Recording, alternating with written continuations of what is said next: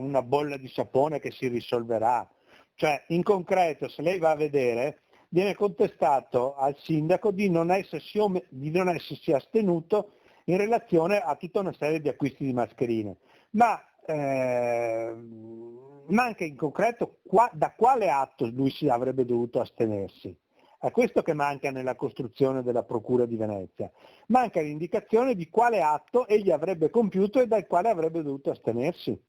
Il giro di mascherine scoperto dai carabinieri di Venezia, messo in piedi dall'ex sindaco di Santa Maria di Sala Nicola Fragomeni insieme al fratello, gestore della Fragomeni Group, finirà in una bolla di sapone, secondo il suo legale. Poi parliamo anche di acquisti di fatture per 488 euro, cioè stiamo parlando anche di cose veramente minime sostanzialmente. Quindi io credo che di questo reato eventualmente avrebbero dovuto rispondere tutti i pubblici amministratori d'Italia.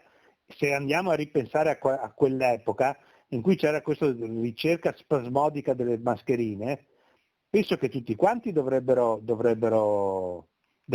rispondere sostanzialmente. Ma per la procura in ballo non ci sarebbe solo la questione delle mascherine. A Fragomeni si contesta anche di aver sottratto buoni spesa Covid riservati alle famiglie in difficoltà.